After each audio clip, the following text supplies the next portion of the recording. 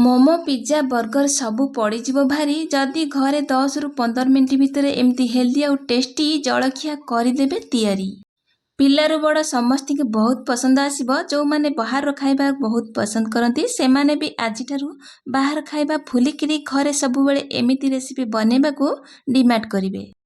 ଆଜିର ଏହି ରେସିପି ମାତ୍ର 1 ଚାମଚ ତେଲରେ ବନିକି ରେଡ଼ି ହେବ।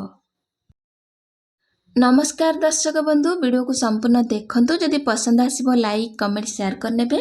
चैनल नुआ थिले चैनल को सब्सक्राइब करनेबे और फेसबुक पेज रे देखुथिले प्लीज फेसबुक पेज को मध्य फॉलो करनेबे। आजिर ये सुपर टेस्टी हेल्दी जलखिया आम आज अटारे बनैबा। आपण माने जेतिकी बनैबे से हिसाब रे अटार परिमाण को कम किंबा अधिक करके बनै परिबे। मु एठी 2 गिनारो टिके अधिक अटा नेइची। जेतिकी बनैबी एटा आम घर पई पूरा सफिशिएंट हबो। एठी आधा छोट चमच लूण दबा, अटा टिके कलर आनिया पे आधा छोट चमच हळदी गुंड दबा, भला फ्लेवर पे अल्प किछि कस्तूरी मेथी के हाथ रे क्रश कर दबा। ता सहित 1 चमच रु कम टिके जुआणी के हाथ रे एमते क्रश कर दे दबा, जोति पे कि डाइजेशन पे बहुत बढ़िया काम दिए। आपण चाहिए हळदी गुंड किबा जुआणी की स्किप कर परिबे। अल्प अल्प कि तेल को दबा जेमते पूरा बढ़िया से डो बनिबो। अल्प टिके डो तेल दे देले हमर रुटी चकड़ाटा पूरा सॉफ्ट बनिबो, खाइबा को अधिक स्वादिष्ट लागिबो। से सब को देकी मसला को अटा सहित भलसे गोळै नबा। अल्प अल्प पानी देकी जेमते हम नॉर्मल रुटी चकड़ती सेमिति गोटे सॉफ्ट डोटे बनेकी रेडी करिबा। एठी हमें एका साथी रे सब पानी ऐड करबानी, अल्प अल्प पानी देई जेमते नॉर्मल हम रुटी चकड़ती सेमिति ही बनै नबा। आ तो कवर देकी 5-10 मिनिट रेस्ट करे पे छाड़िबा। जहाँ भी जलीय अंश अटा रे थिबो से सब अब्जॉर्ब कर नै जा हम नॉर्मल रुटी बनिकी रेडी हबो। रुटी की माने अटा चकड़ा को साइड कर नबा। एठी गोटे कढ़ाई बसैछि, कढ़ाई गरम होला परे 1 चमच रिफाइंड तेल मु ऐड करछि। आपण चाहिले सोरिष तेल रे मध्ये बनै परिबे। आधा छोट चमच जीरा दबा। जीरा टिए भलसे फुटी गला परे 1 पिंच खंडे हेंगु दबा। हेंगु रे बहुत बढ़िया फ्लेवर आसबो। एमिते हेंगु डाइजेशन पाई काम दिए। एठी मु गोटे बड़ साइज रो पियाज को एमती सरू सरू करी काटी नेछि। पियाज को दबा आ टिके भाजी नबा। पियाज को मोर गोल्डन ब्राउन कलर करिबार नाही, जस्ट टिके हल्का भाजी गला परे आमे अलगा जिंस सब मिसेइबा। एठी हमर पियाज टिके भाजी हो जाइछि। गोटे बड़ चमच अदा रसुण पेस्ट को ऐड कर नबा। आ अदा रसुण रो कच्चा स्मेल जीवा पर्यंत आमे टिके भाजी नबा। अदा रसुण टिके निश्चय ऐड करिवे, बहुत बढ़िया लागिवो। पियाज सहित आमे अदा रसुण को टिके कषि सारला परे आमे एथरा अलगा जिंस सब मिसेइबा। एठी गोटे पत्रकोबी रु फाळरू टिके कम नेइछि पत्रकोबी, ताक पूरा सरू सरू करी काटिके धोई आनिछि। भाजी के रखितबा अदा रसुण पियाज धीरे ऐड करनबा। गोटे बड़ साइज रो मु रखिछि गाजर को सरू सरू काटी नेइछि। ता सहित किछि फ्रेश ग्रीन मटर, अल्प किछि बीन्स दबा। फाळे खंडे कैप्सिकम को मु काटिके नेइछि। ता सहित स्वाद अनुसार लूण को दबा। गैस रो फ्लेम को हाई रखी सब परिबा गुडा को भलसे भाजी नबा।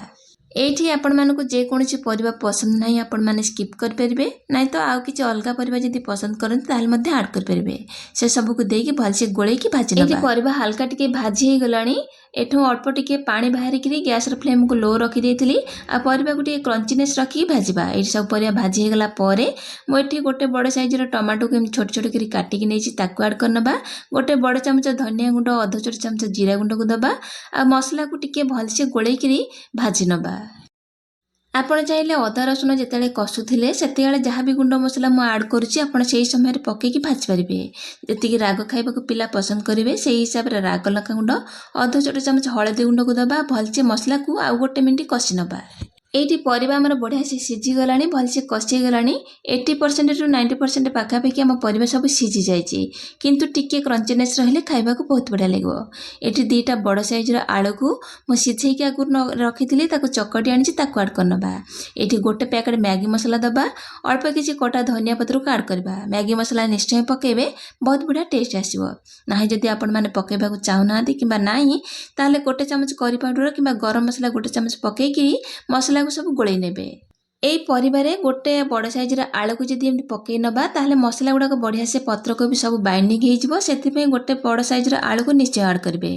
परिबा मसला रेडी हे गला को ठंडा करनबा, साइड करनबा। एठी हमें रुटी चकड़ी के रखिथिले, अटा बढ़िया से सेट हो जाइछि, ताको आउ टिके चकड़ी नबा। नॉर्मली हमें जेमति रुटी चकड़ंती पानी जेहेतु भल अटा अछि बढ़िया से अटा सेट हो जाइछि, ताको आगे चकड़ी सारला परे जे जो साइज रो आपण माने बनेबा को चाहुथिबे सेही साइज रो गोल गुडा को कर नेबे। मु एठी रुटी गुडा को आउ टिके चकड़ी नेकरी मु एठी सब गुडा को गोल करके नै आछि।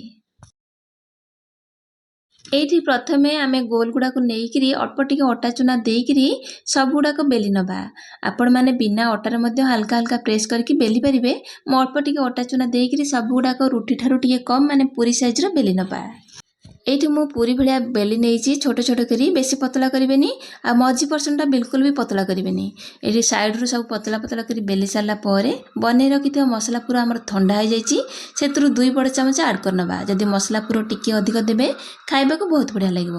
ସେ ସବୁକୁ ଦେଇକି ଆମେ ଯେମିତି ଲୁଗାରେ କୁଞ୍ଚ ପକାନ୍ତି, ମୁଁ ଯେମିତି ବନାଉଛି ଆପଣ ବିନା ଭିଡ଼ିଓରେ ଦେଖନ୍ତୁ, ସେଇଭଳିଆ ହିଁ ସବୁଗୁଡ଼ାକ ବନେଇ ନେବା। ଏମିତି ରୁଟି ଗୁଡ଼ାକ କୁଞ୍ଚ ପକାଇ ସାରିଲା ପରେ ସେ ସବୁଗୁଡ଼ାକ ଗୋଟେ ଜାଗାରେ ଜମା ହେଇଯିବ। ତାକୁ ଟିକେ ମୋଡ଼ି ନେବା ଏମିତି, ତାପରେ ତାକୁ ସେଠି ଅଳ୍ପ ଟିକେ ବଳକା ରୁଟିକୁ ଆମେ ଛିଣ୍ଡେଇ ନେବା ଆଉ ହାତରେ ସେଇଠି ଟିକେ ପ୍ରେସ୍ କରିନେବା, ଯାହାଫଳରେ ଆମର ଅଟା ଗୁଡ଼ାକ ଖୋଲିବନି। ହାତରେ ହାଲକା ଟିକେ ପ୍ରେସ୍ କରିନେଲେ ମସଲା ପୁର ଗୁଡ଼ାକ ଚାରିଆଡ଼କୁ ସ୍ପ୍ରେଡ୍ ହେଇଯିବ ଆଉ ଏମିତି ବଢ଼ିଆ ସୁନ୍ଦର ଲାଗୁଛି ଦେଖିବା ପାଇଁ, ପିଲାମାନେ ମଧ୍ୟ ଆଗ୍ରହରେ ଖାଇବେ। ଆମର ଏଇଠି ବନିକିରି ରେଡ଼ି ହେଇଗଲା ଗୋଟେ, ମୁଁ ଆଉ ଅଲଗା ସବୁ ବନେଇକି ଆପଣମାନଙ୍କୁ ଦେଖାଉଛି। ଏଇଠି ମୁଁ ସବୁ ରୁଟି ଗୁଡ଼ାକ ବନେଇ ନେଇଛି, ଆକୁ ସାଇଡ଼୍ କରିନେବା। କଡ଼େଇରେ 1 ଚାମଚ ସୋରିଷ ତେଲ କିମ୍ବା ରିଫାଇନ୍ ତେଲ ଆପଣ ଆଡ଼୍ କରିପାରିବେ। ତେଲକୁ ଦେବା, ତେଲ ଗରମ ହେଲା ପରେ ଯେତିକି କଡ଼େଇରେ ଆମର ଜାଗା ହେବ ସେଇ ହିସାବରେ ଆମେ ଆଡ଼୍ କରିବା।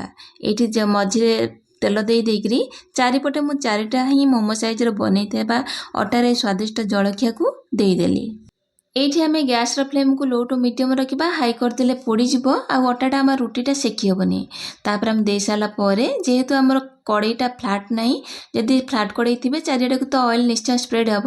ଏମିତି କୌଣସି କପଡ଼ା ଦେହରେ ଧରିକି ଚାରିଆଡ଼କୁ ତେଲ ଗୁଡ଼ାକୁ ବିଛେଇ ନେବା, ଯାହାଫଳରେ ଚାରିଆଡ଼କୁ ଆମର ମାନେ ବନେଇ ରଖିଥିବା ହେଲ୍ଦି ଜଳଖିଆରେ ତେଲ ଭିଜିଯିବ ବା ବଢ଼ିଆ ସେ ସେକି ହେବ।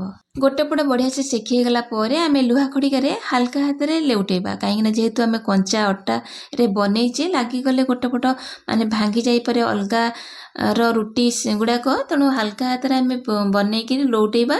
2 ପଟ ଏପଟ ସେପଟ ଲାଇଟ୍ ବ୍ରାଉନ୍ କଲର୍ ହେବା ପର୍ଯ୍ୟନ୍ତ ପ୍ରେସ୍ କରିକିରି ସେକି ନେବା। ଏଇଠି ଆମର ସୁପର ଟେଷ୍ଟି ହେଲ୍ଦି ଅଟାରେ ତିଆରି ସ୍ୱାଦିଷ୍ଟ ଜଳଖିଆ 1 ଚାମଚ ତେଲରେ ବନିକି ରେଡ଼ି। ଆପଣମାନେ ଥରେ ଏଇ ପ୍ରୋସେସ୍ରେ ସ୍ୱାଦିଷ୍ଟ ଜଳଖିଆ ବନେଇକି ଦିଅନ୍ତୁ। ଆଜିର ରେସିପି ଆପଣମାନଙ୍କୁ କେମିତି ଲାଗିଲା କମେଣ୍ଟ ସେକ୍ସନରେ ସିଓର ଜଣାଇବେ। ପୁଣି ଆସିବି ଗୋଟେ ନୂଆ ରେସିପି ସହିତ, ସେ ପର୍ଯ୍ୟନ୍ତ ରହୁଛି ନମସ୍କାର, ବାଏ, ଜୟ ଜଗନ୍ନାଥ।